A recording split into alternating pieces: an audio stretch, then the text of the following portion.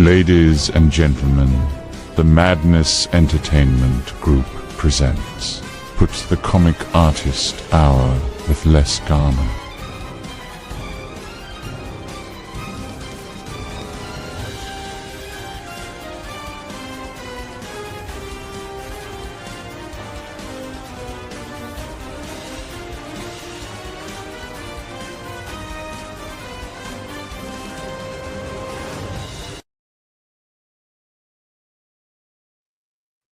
Oh yeah, what's up?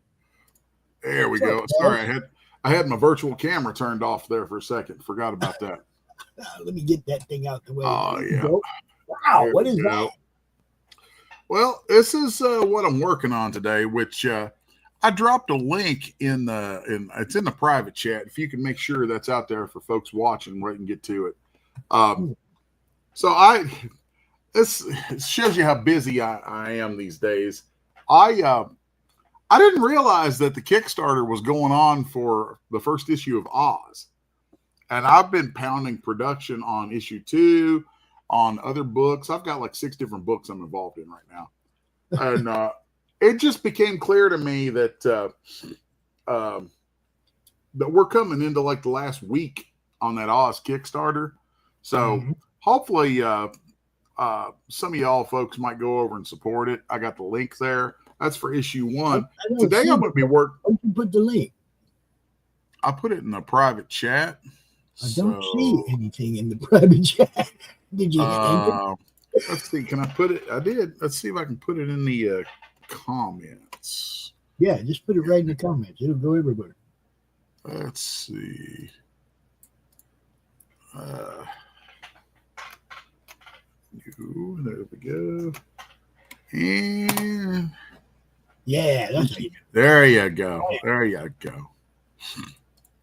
Now, let's see. I have Gasp. I have a trailer for Oz that I have to pull up and load real quick. I got it yesterday. Yep. And what I'm getting into today and going to be talking about on the technical side of things is lettering, maybe some last minute edits on pages, but mostly dealing with lettering. And what you see in here is, kind of in production for Oz issue number 2, because we're going ahead and doing, it's a 6-issue series. And so we're working ahead with it and making sure it's all done. So, ain't no vaporware going on that I'm involved in. Y'all support one of my books. It's definitely coming. Whether it does, $30,000 or whether it does $5,000, I don't care. That book is going to get done and get out the door. Actually, most of these books that we're doing Kickstarters for are done before the Kickstarter ever even launches. That's the way it should be. Yep, that's, I'm trying to make sure that we get a good reputation for that. So, yeah, today I'm going to be covering what I consider fundamentals of lettering. It's weird. I've started lettering more of my own books just because I really like having that level of control over how things are going to flow and the just where things go with the artwork. And then I also in almost any book I do, unless a publisher wants otherwise, I try and reserve the right to step in and do some last minute edits on the colors after they come back if I'm not the one coloring it. So I'm going to be doing some of that on this page as well. So let's see here. I think this was so I have my guide up here, which I can turn up. You'll see that guide comes from my my template that goes on my traditional pages when I draw those. Right. And so the dotted line in there is what's considered live area. I'll try to keep lettering from going outside that area. Then so you'll see here, if I zoom in, you'll see there's two dotted lines. The circular dotted line is letting us know the live area on the page. The dashed dotted line is the trim line for the pages. That's where it actually is going to get physically cut off. So Right. everything between those two sets of dotted lines is kind of the no man's land for content. You don't put anything in there that you don't care. Don't put anything in there that you don't mind if it gets cut off or something happens to it. Yeah. So, and I like back in the old days, you would literally just put a big border right in that interior line, live area, and people just would not draw outside that. But I'm going back to like the late 70s and then early 80s. You started seeing more of it, and a lot of that. I just prefer it when the art goes right off the page. That's just a thing that I always like. So I tend to overdraw. Right. And anyway, something I like to do, like on this book with Oz, some of the characters have colored word balloons, and I don't do that very often, but a book like Oz kind of works for it. And I tend to, I'm not big on doing thought bubbles. I've never liked thought bubbles.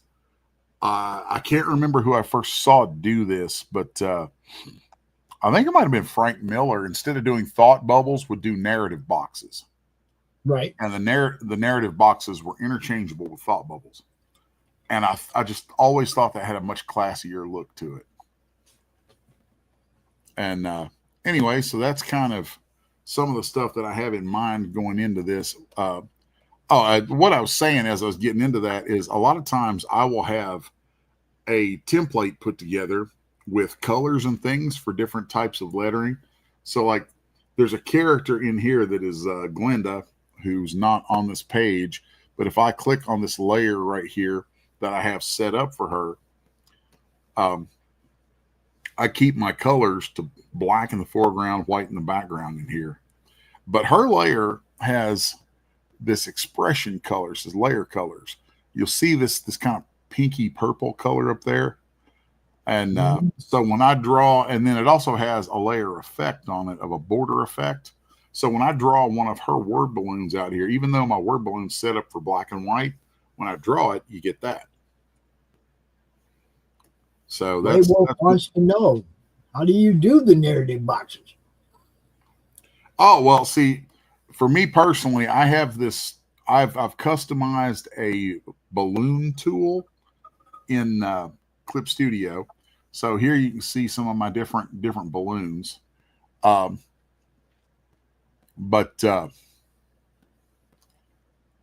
This, my main one that I use for probably 90% of characters, I can draw it like that, and it's kind of, it's not like a perfectly circular balloon. You can see it almost has like a hint of a rectangle to it, and that's because I can dial in how much of that it does by choosing the roundness of the corners.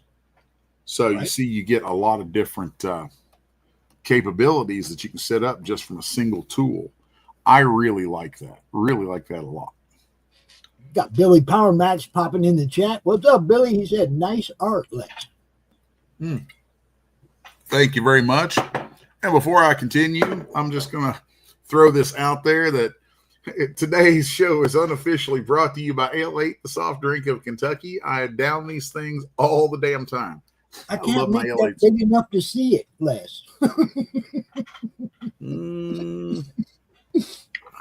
I'm not looking at a display of what's going on. So there's that. I just tossed it out there. You're just small up in the corner, and then when you hold that up, you know. That's because I'm so ugly, man. I'm fugly. I don't like to toss my mug out there too much. Before I get real deep into the lettering on this page, I'm gonna turn off some of this stuff and look at my my colors. And I see a couple of things here that I want to edit in the colors. It's a colorist named Omi. He's really, really good. I love what he does. Every once in a while, though, there'll be something that I'll want to tweak. And Billy said so that Scarecrow is wearing a hat like me. Every once in a while, something will need to be tweaked, and I'll just go in and go ahead and take care of it because it's so much faster than having to send it off and wait for it. So hopefully, there's a lot of layers on this page, so it's going to chug for a second while it makes a new copy of the visible. To do that, you right-click and go down here to Merge Visible to New Layer, which I already did. And then there's just a couple of places where I kind of would have liked the colors to be feathered out a little bit.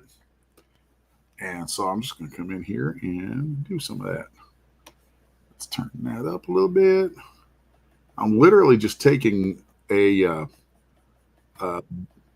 smudge brush and going over that edge because it, just makes it blend out a little bit better. And, I like to. Don't quite like that many hard edges in my colors. So we'll just tweak that on out a little bit. And it's stuff like this. It's why I like to have kind of, reserve final say for myself over the colors and things when they come back. Oh yeah. Oh yeah. Because it's nothing against the colorist, but I just want to have that last little bit of polish on it. So I totally get it. Yep, I'm goofy like that with my books. And just that little bit right there, I think. Don't think I see anything else I want to tweak in the colors, so I'm going to call that good. Yeah, it looks much better. I can turn it off and you can compare. Just that little bit. And that's, for folks watching who want to get into doing this stuff, or maybe you're on their way to being into doing this stuff, I'll tell you, in my opinion, that's one of the big things is don't shortcut the little stuff. Little stuff like that, little bits of polish like that are absolutely what's going to set your stuff apart. So now I'm going to get on to my coloring or my lettering, which I've already got a couple of. So turn my template back on so I can see my bounds. And here you can see I've already got a couple of sound effects in there that the script called for, which I'm not going to screen share the script because I don't want to accidentally give anything away from the writer, but you're going to see me pop over here. Now, if you look in my layer stack, I have, in this particular issue, the main characters speaking through most of it are Scraps, Glinda, and I have a layer called Basic that's basically for Dorothy and everybody else. There's a couple of characters who have special colored lettering. And so for the character called Scraps, which is this little doll, you see the little goblin-y, munchkin-y guy holding. Scraps' stuff is all that kind of cute. So let's see. I'm going to pop over to my document where I have the script, and I'm going to copy some dialogue that goes in the first panel here. I'm going to zoom in, and I'm going to go to my layer here called Basic. Let's turn these off for a second, and I'll show you the nuts and bolts of making a text layer. So here I've got the text tool, and I have to think through this for a second because I have my stuff worked down to where there's just 2 clicks and I get to exactly a text tool that has exactly the font that I want. It's all I've set stuff up so that it's pretty near automated for me. So I just click, click, boom, start dropping text. I know where I'm going. But I'm gonna be gone for a minute. So you're on your own. So I will come in here and take my text tool. So let's say we're going to develop out our text. Typically, I don't do text in or lettering on a comic page that's less than 12 point. because if it's less than 12 point, I think it gets really hard to read. So I'm just going to click out here on the page right now and paste, which let's move that up above everything so you can see it. There we go. I'm going to paste that text in here, and then I'm going to click and drag on my text box, and you can see what it put in there, which this is obviously not the font that I want. Well, once I choose my font, which I'm using a lot of Blambot fonts. If you're using Blambot fonts, you can, in Clip Studio, you can hit the search tab there under your font list and type BB, and you'll get pretty much all of your Blambot fonts. So I think I'm typically using Crime Fighter BB at 12 point. And there you'll see our lettering, which I need to change the color on that to black. And there it is. Now, while you're in the lettering tool, if you hover over that big bounding box on the outside, you can move that around. Okay.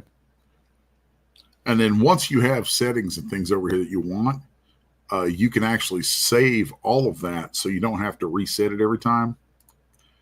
You can click the little wrench icon, or I would go over here after you've got it set and then hit duplicate, and you can make a, I would hit like duplicate here, and we'll just call it text 2. Okay. And it reset my stuff. So let's just look under Blambot and grab my Crime Fighter again. Crime Fighter 12 point. There we go. And then once that stuff's set, I can go in here and, am I accidentally locked? Why is that locked off? Let us see what is up. Editing properties. Huh. Well, that's interesting. That's not quite what I was hoping to see happen here. All right.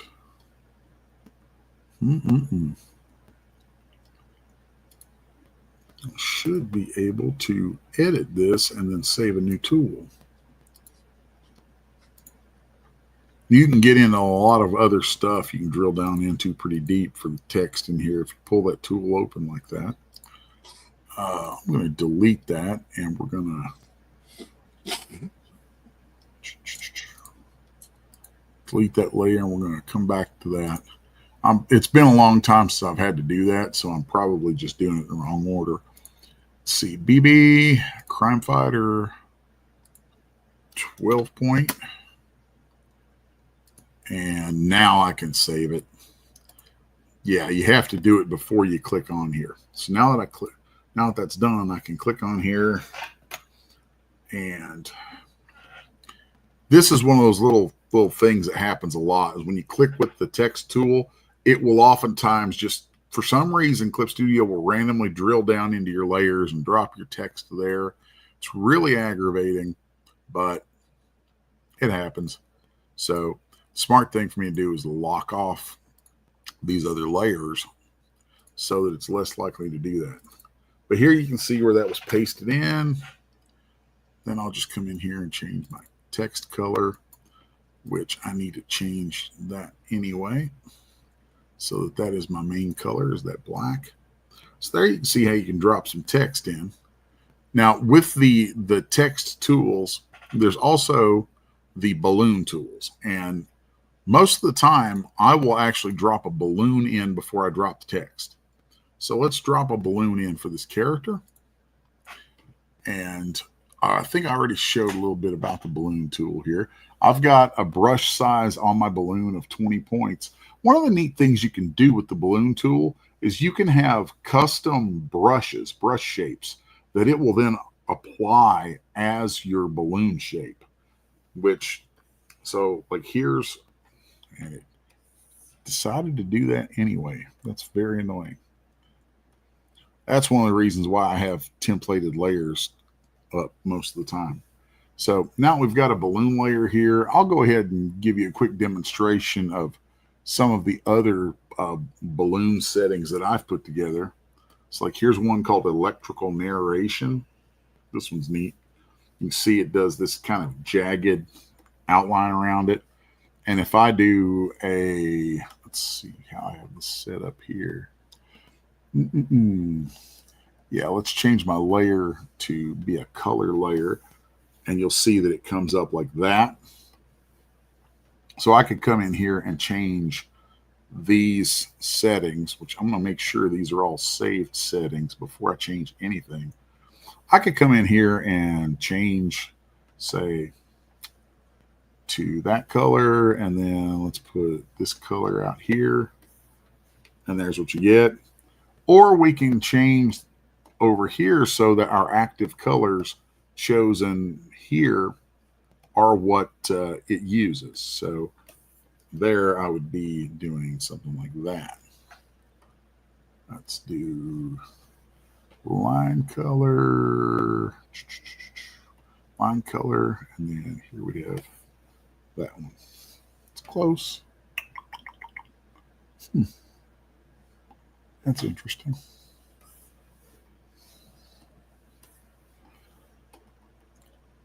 And as I'm playing with this, you'll see one of the neat things that this does is if I click and drag with another balloon or box using this tool and they overlap, it automatically cuts them out. And there are times when I will use that for things other than lettering. I might draw a shape and I want a big crazy shape using some stuff like this. Well, I'll just use a balloon layer, draw the stuff in this way, get it to where I want it, then rasterize it and tweak it out the rest of the way.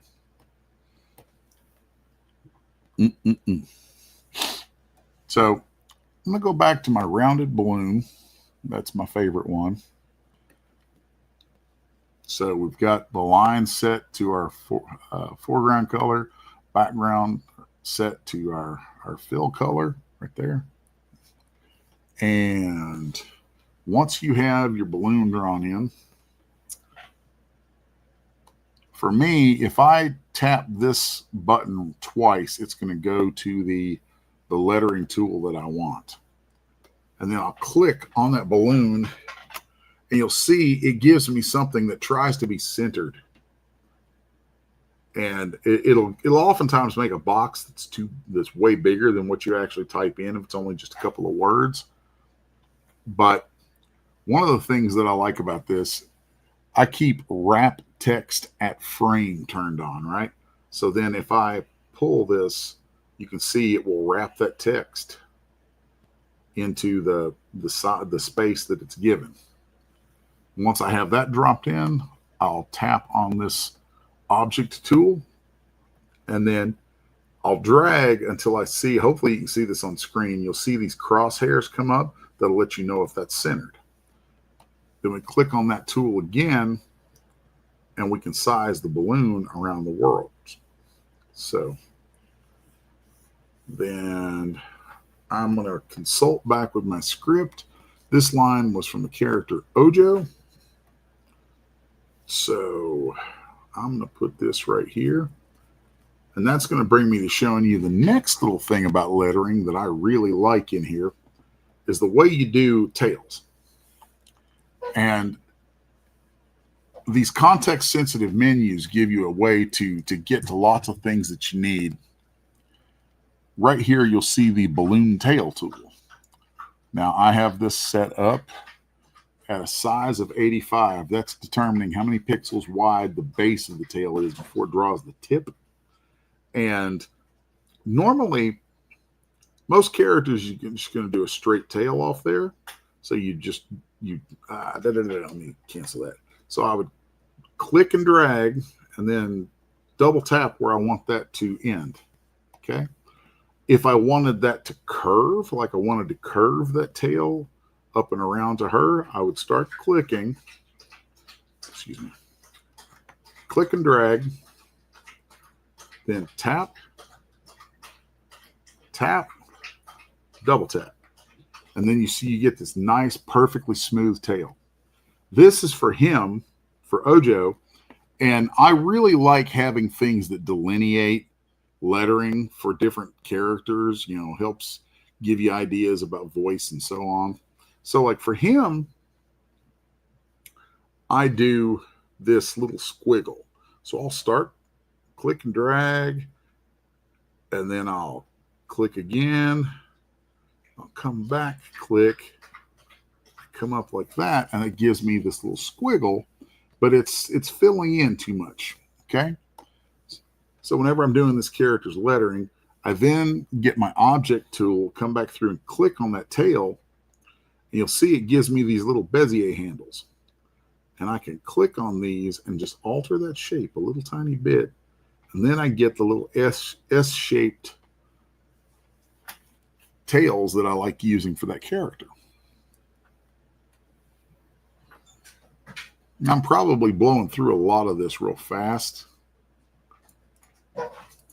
And let's see.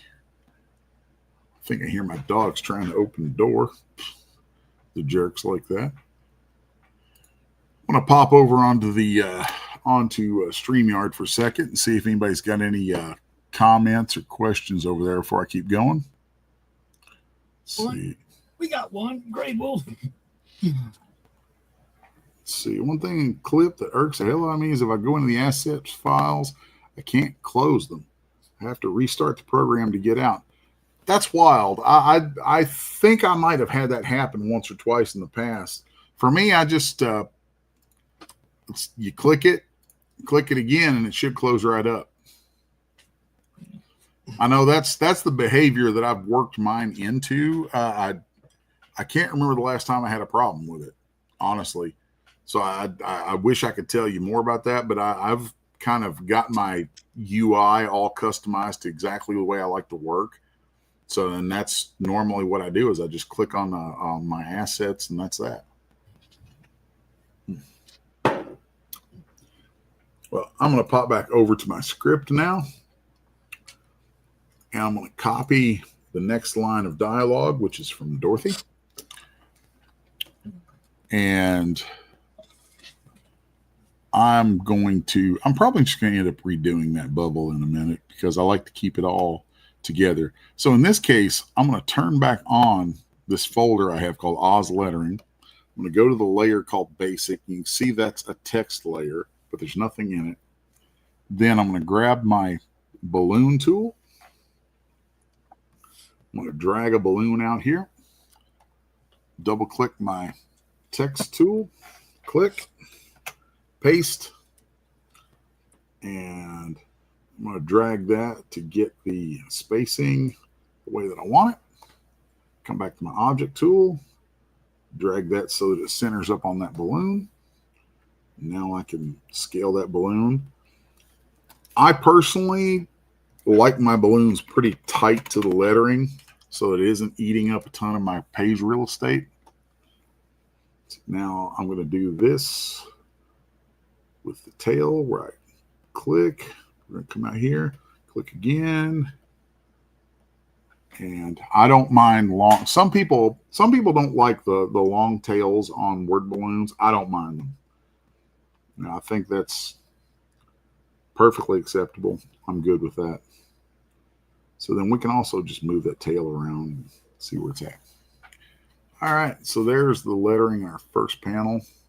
I thought about, I don't know, I might change where that is at. So there, I just move that tail off, and then I'm going to grab that, bring it up here, and since I have that tail selected, I'll hit delete, and I'll just get rid of it. I think this is the way I'm going to go with this. Yeah, I like that a little bit better. Now, I'm going to show you my trick for doing lettering inside the panel. You could go down to your panel if you're in Clip Studio, go inside the actual panel folder and create the lettering in there. But I don't like having my lettering in so many layers that's going to end up creating. So what I'll do is here in my basic lettering layer, I might create another bubble. let's say we're going to have some dialogue from him that's right down here in the corner, okay? And let's put this right here. Maybe we'll grab this and pull this out a little bit. Here's my nifty trick for this. I will temporarily bring down the opacity so I can see through to my panels. I'm going to add a layer mask. Then I'll take my, what is that called? The lasso fill tool. Set it to transparent. Click where I see the beginning of the intersection between these things. Do that. Then click and draw there. Turn that back up now. And we'll turn off this little check mark between them so that the content of the layer is not linked to that mask. And now, if I move that around, you see what we get. Or I can grab the mask itself, and I should be able to move just the mask. There we go. So now you see, if we were to drop some lettering in there. So, and I have to type with my voice, which kind of sucks. That fart was rank. What the voice thing do when you party? So there you. I know Rick, the guy behind this book, is going to see this and he's going to laugh when he sees that.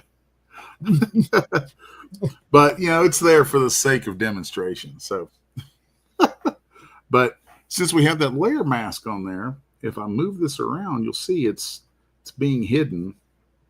So you can do that approach where your lettering bubbles are kind of obscured by the actual panel.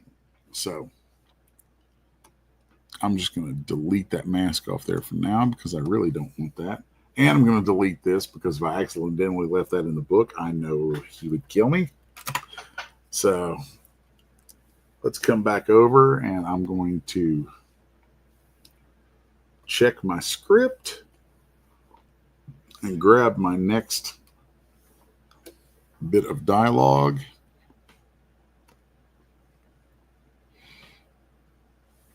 So I'm going to go ahead, even though that balloon's not where I want it, double click and paste this text in here. Drag that out a little bit. And I'm thinking I want this one to be a little taller, maybe. Not sure. It's one of those times where I know my panels are kind of small for some of this, but it's also one of the reasons I kind of like doing the lettering on books that I do the artwork to is, you know, I don't like getting mad at somebody if they end up covering up some of my artwork with lettering. So if I'm the one that makes that choice, I've got nobody to get mad at. So I'm going to put this right here. Then grab a tail. Put that on there. I might expand this balloon just a little bit.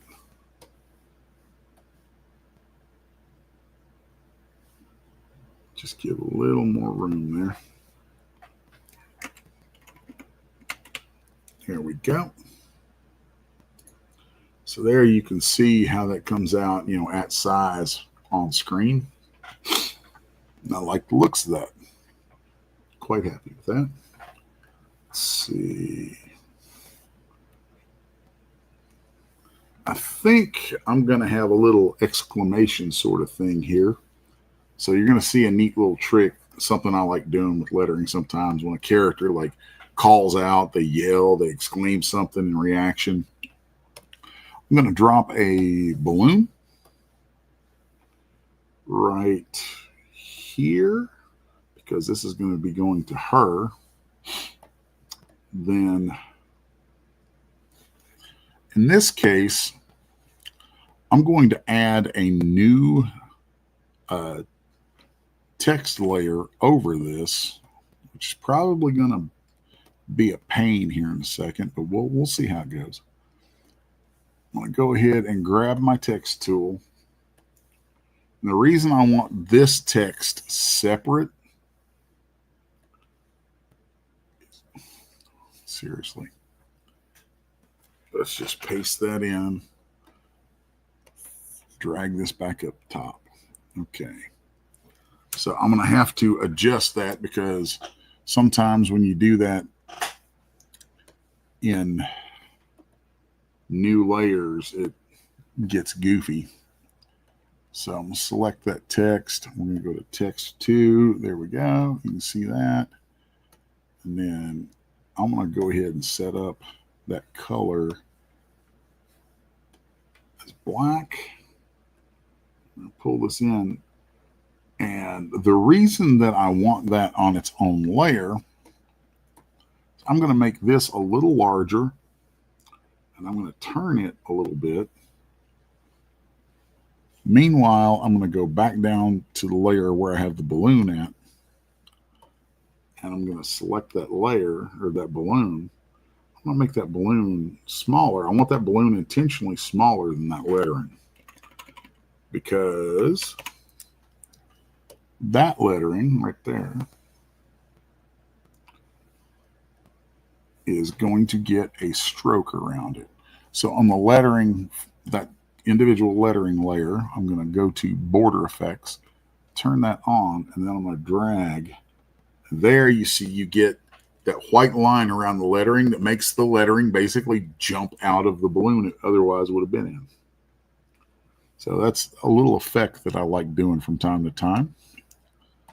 Just come back down to our basic layer, and we're going to take a tail. And there we go. So, you know, you get that sense of surprise in there. And it's one of those things with lettering that I think a lot of folks really don't appreciate what lettering does on your pages. I mean, it's subtle. Lettering is one of those things that is to comics, like I think of being a special effects guy in film, is that if somebody notices the lettering and thinks consciously about the lettering, it's probably because you screwed it up. You didn't do it right. It should be one of those things that one of the best compliments is, I didn't even notice. And that's, you know, that's what you would get if it's just that readable. It's that readable. It's that clean. You know, it just works, makes sense. If it just makes sense, people don't think about it. So, you know, lettering should go unnoticed. All right. Now, I think I already have a couple of sound effects pieces in here waiting for this because I had put those in. So here, it's really the same thing. These are in their own text layers, which I'm going to pull all of these text layers in here so they're under my lettering folder. But I'm going to take this one that says clang. You know, it's where she's running headlong into his pitchfork with the lantern. I'm going to take that and I'm going to put that. I don't want it where that lettering is going to get into the grout of the two pages. So I'm going to put that right up here and make it a little smaller. Oh, wait. New. Now, let's see. I want some distortion to that. So I'm going to take that layer and right-click it. Now, I have a button up here for that that's faster for me, but for those who don't, I'm going to right-click that and go down to rasterize. And that's going to convert that text layer into pixels, which now is going to allow me to transform it. I'm going to turn off my snapping. So now I can apply this mesh transform, and I can come in here and really distort this lettering, which is always nice to do, or nice. I shouldn't say always. It's nice to do in some cases. Just, adds a little movement to it, breaks it up a bit. Okay. Now that I've done that, I'm going to add a black stroke around this lettering, like this. Then I'm going to come in here and treat the next whoosh. I'm going to end up putting these two together because I want to do kind of a color effect on them, and that's a different process you'll see here in just a minute. So we've got the whoosh here from the flames. I'm going to go ahead and right click and rasterize that. Okay. Now that it's rasterized, I'm going to turn off all my snapping. And I think if these are all connected, I'll show you a neat way in the latest Clip Studio to alter them. I really like using this. It's a thing called Puppet Warp. And I can see the exclamation point's going to be trailing off from them, but that's okay. So I hit this Puppet Warp. Now you're going to see when I turn that on, it creates a mesh around or over the lettering. And anything that's connected, you're going to be able to manipulate like that. You click on a point and that pins a piece of it. Click on another point and it pins it, but you can grab that pin and move this stuff around. So now I'm going to move this exclamation point like this. We'll just move that. Then this one right here, come up here and move that like so. Okay. Now I'm going to add a black outline to it, turning on my border effect, and then take the main color that I have and click on the bucket and put that color in the border effect. Now I'm going to turn up that outline, something fairly thick. I'm losing some of my W there, so I'll grab a pen tool and clear pixels. We'll just come in here and manually doodle some of that out because, that's totally okay. Readability is the main thing there. So, and I kind of came up, in kind of the old days of graphic design and doing airbrushing and lettering on stuff and all kinds of crazy things like that. So there's still a little bit piece of me that kind of likes the hand lettered stuff. But now we have that. There we have our clang. I'm going to merge those two together into their own layer. And here's a nifty little trick. I'm going to take this layer, right click, and create a folder that inserts it into that folder layer, right? Now the folder, I'm going to add a border effect. That's going to give me a white stroke around whatever's inside that border.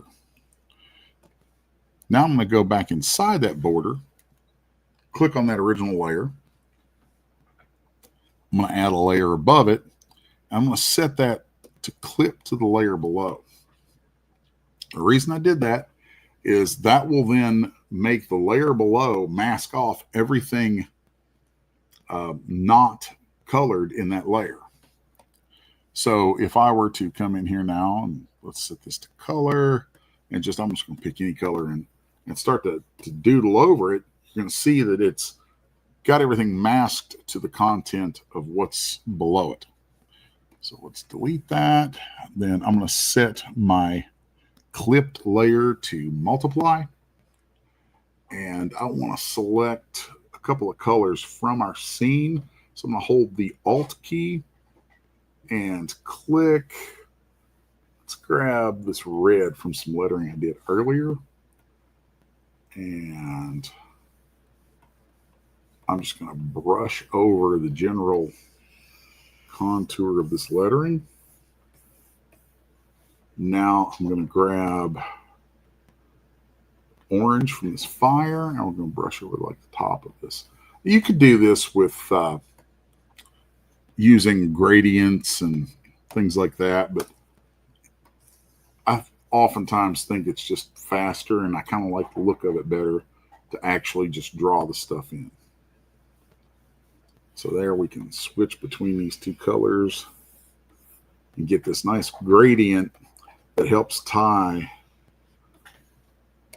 those sound effects to what they're coming from. So I'm going to jump back over to the stream for a second and see if anybody's got any comments or anything yet. Comments or questions? I'd be letting you know. I'd be letting you know. Okay, I wasn't sure you're even still here, man. They're just people watching. That's all. Just people watching. That's cool. All right. So now that that is done, I'm going to just close that layer up, go back to my basic layer for my lettering, and we're going to go back over to my script and see. Let's see. Panel 4. 1, 2, 3. So we've got another kind of reactionary panel from Dorothy here, or reactionary bubble. So I'm going to make sure I'm set back to black and white. We'll grab my balloon, and I'm going to put this right here for now. Double click that. And drag this back in so that we're here. I tend to keep these set to be center justified too. That way, when I'm locking it to my balloons, I know everything's going to be centered. So I think that lettering needs to come down just a little tiny bit.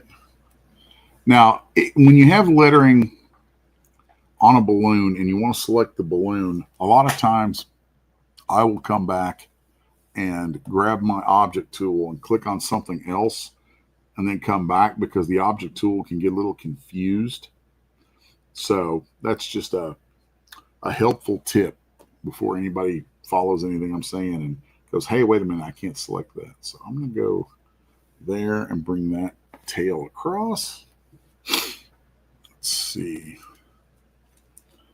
Then in this scene, as they're dealing with the scarecrow, it's got these bubbles that come through, and Ojo makes the first comment about that.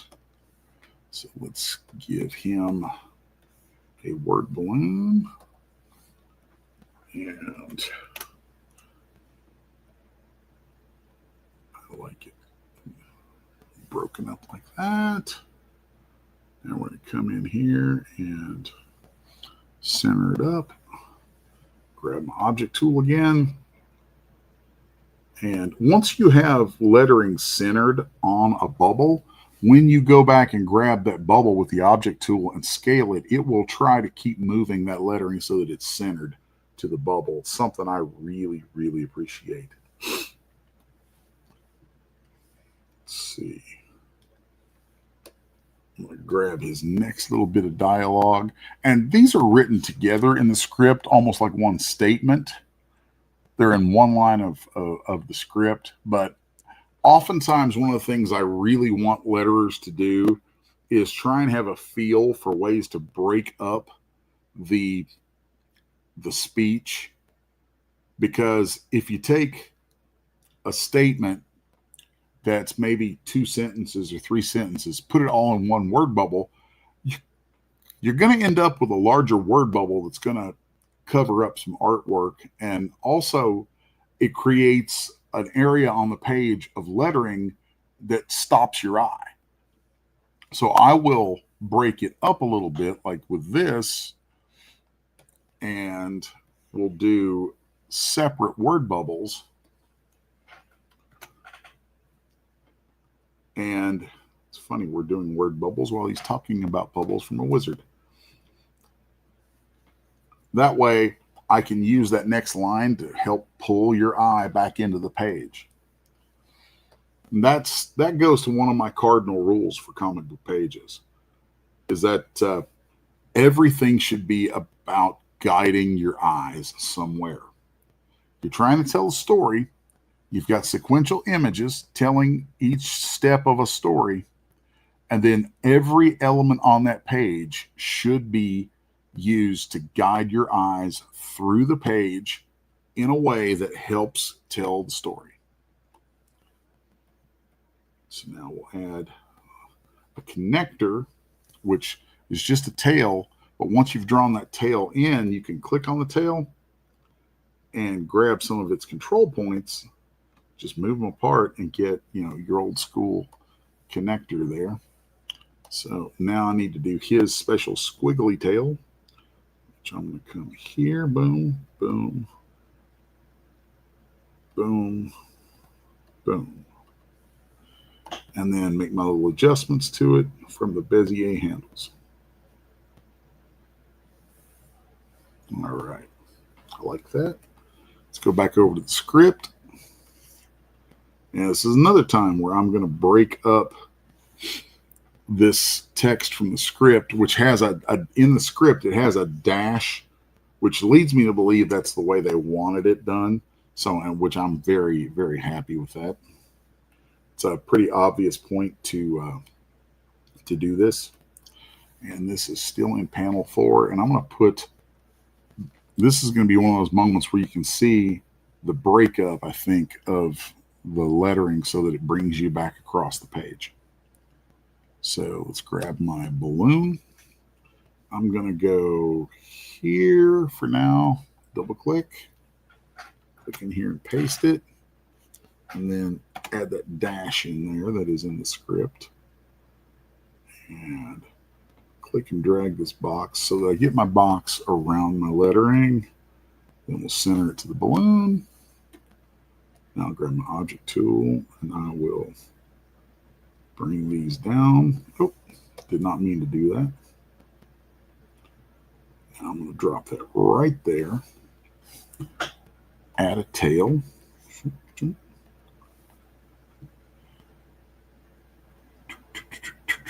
Now I need another balloon right here.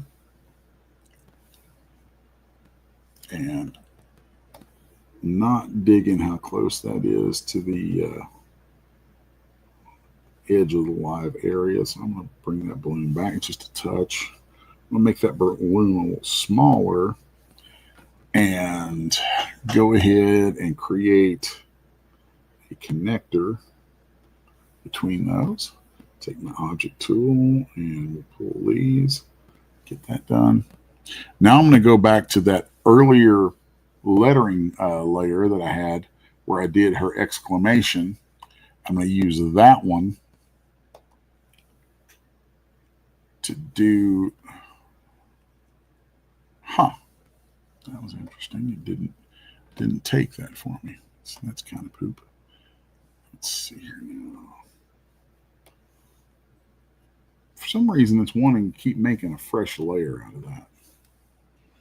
Now, I don't like it. Don't like it one bit. I think a way that we can temporarily trick it then is going to be by dragging a balloon on that layer that I want. Yeah, drag a balloon in there. Then I'm going to click with my lettering. Dash R-U-N ... Okay. That's all I'm going to change here in just a moment because I don't want that balloon. I just want that lettering. Okay. Now then, take my text tool, go back in here to this lettering. I'm going to make it bold, italic, and then I'm going to increase the size to about 16 points, maybe even bigger. Let's go to 18. Okay. Then I'm going to tilt it a little bit and move that up here over that balloon. So now its white strokes go outside of it and it's another exclamation. Let's take our object tool and I want to really alter this connector a bit. So I like for these connectors to flow from the tail, whichever end the tail comes out of. I like to have that really feel like a single stroke going through. All right, let's see what we have left here. Okay, Next lines are from Ojo. It's 2 sentences in this line. So I'm going to grab the first one. I think I am definitely going to have that broken up into 2 balloons. So let's click back on our basic. Come in here and drop a balloon there. Double click. Paste. Let's see what happens if I go vertical with that. Yeah, there we go. Now let's grab the object tool and center that up a little bit. Object tool again. Tighten our balloon up. All right. So I feel like that's got a good flow to it. Jumps the pages. Actually, I'm going to move this one. I don't like that one takes you all the way around to those 2 pages that quickly. So let's just do that. There we go. And you know what? I'm just going to delete that tail and redraw it. There we go. Okay. So now let's get the next line of his dialogue for that panel. Let's see.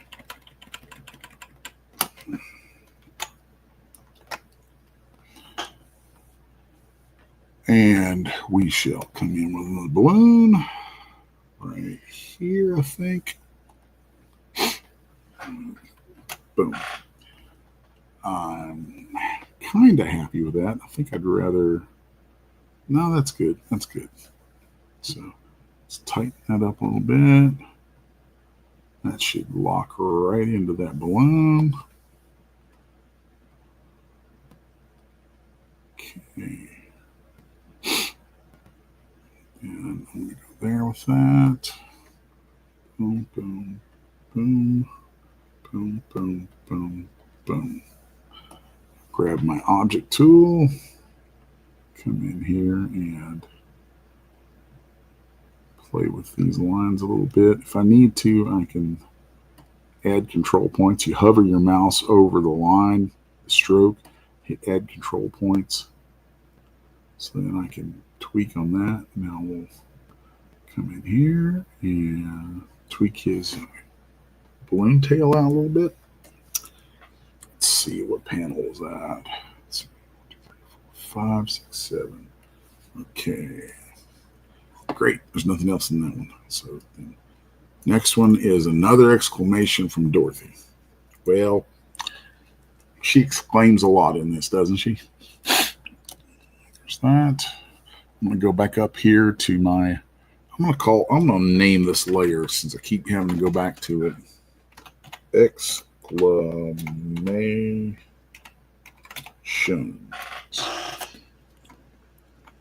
We got a comment from D-Pad Dungeon as we're getting ready to close the show, and he said, "Remember to save." Oh yes. What? My stuff is set up so that it auto saves in the background for me pretty frequently, and it saves backups. So it's not very often that I run into problems from not saving. Les says, "I worked too hard. I ain't losing shit." Legit. All right, people. Yeah. You are on that time if you're ready to. Unless all you right. got more. I mean, well, I'm going to finish this panel. All right. Let me finish this word bubble, and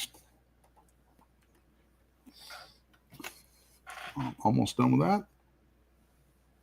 This is another one of those where I put the balloon in that exclamation layer so that it would have something to bite onto for where I put the lettering. But then I'm going to take that balloon off, and I'm going to increase the size on that lettering. There we go. Pull that down here. Now I know I want to put a balloon down here. It's going to be about yay big. Is that right? I put that. Come on, I want you right there. There we go. Sometimes it can be finicky about automatically selecting things, but it's worth it for the things that it makes easy. And oops, don't like that. Boom, boom, boom. There we go. And there's one more panel to do on this page, but I'm going to go ahead and call it for the show.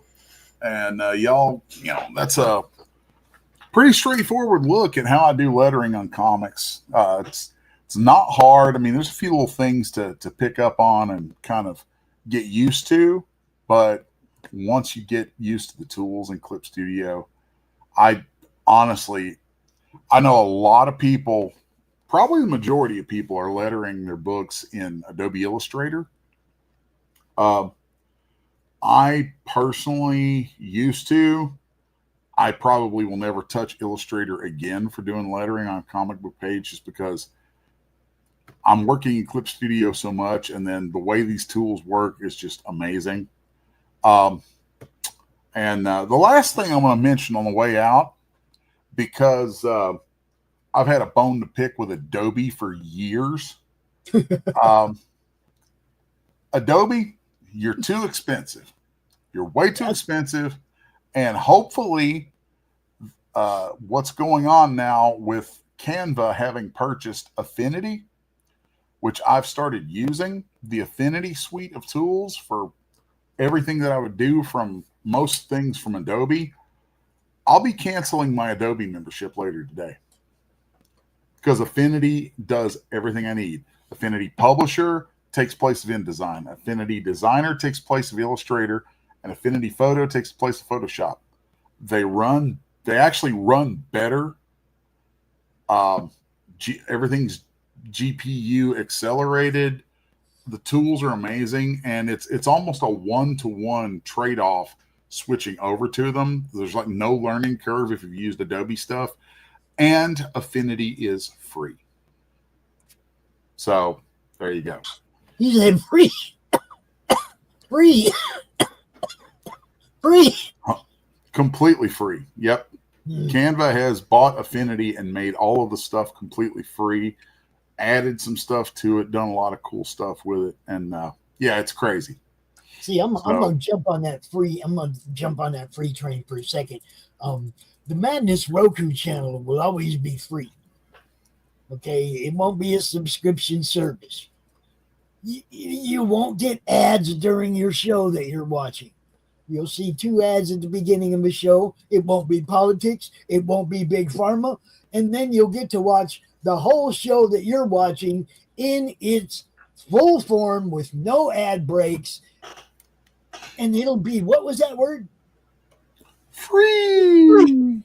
That's how you're supposed to do it, people. That's how you're supposed to do it. Look, I'll get a little bit of pennies. I'll get some pennies from that ad revenue, from them 2 ads you watch at the beginning of the show, and I'm good with the pennies. I just want people to be able to see all the content. It'll be on Roku, yo. Woo! There you go. Nice. And if YouTube actually doesn't keep going downward spiral, if it doesn't keep going downward spiral, I might take some of this stuff behind the members wall and leave it out for people to watch for free. But I think YouTube's dying. I think it's a dying beast. That happens. That happens. I'm like 5 times the size I was 2 years ago. And I don't make any more money. I put up 10 times the content I put up 2 years ago. I don't make any more money than I did then. It's a dying beast. You're feeding more and more into it, and you're not getting more and more out of it. So that was part of the reason that I realized that we needed to be going other places, because YouTube's just a dying beast. So go check out other places. Go check out pill.net. Go check out Roku. I mean, look, man, you pay $20 for a Roku box or $25 for a Roku box, and you got more shit than you can watch ever in all your life without buying any extra streaming services. I mean, just the Roku live stuff, the Roku channels, and the free services like Plex and Tubi and whatnot. You don't need anything else, man. You find anything you want to watch. Old TV shows that you never thought you'd see again, shit like that. Roku's cool, man. I didn't realize it until I got a box. I was like, holy shit, this is way better than I thought it was. Oh yeah, I was on Roku a long time ago. Like back when it first started up, I had a Roku box. Yeah, and now I don't know what I did with it. I don't have one now, but I had one a long time ago. And now you're on Roku. That's neat. I haven't even gotten a chance to check it out yet either. That's kind of funny. Well, I mean, there's quite a few people in the network that don't even have a Roku box, or like Jerry lives in Singapore. They don't even have Roku there. Yeah. You know, I mean, there's a lot of people that are actually part of the network that haven't even been able to see themselves on a big screen yet. I'll take pictures of it and send it to them. Look, there you are on the big screen. That's funny. But yeah, man. On these last couple of minutes, I went ahead and finished this page out. And there you can see it. There it is. I got both your ads to play. What do you think of that? That's awesome, man. Let's run them.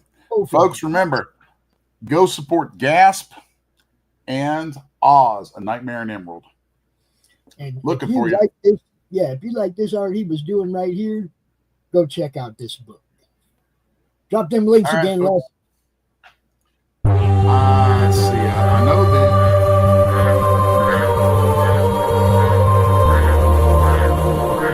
She was only a child, carried off to a world too bright to be real and too dark to survive.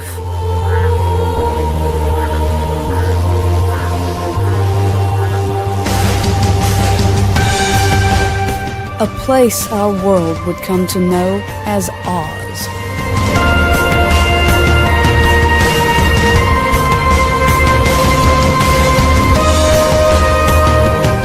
The yellow brick road is real, and its mortar is blood and bone.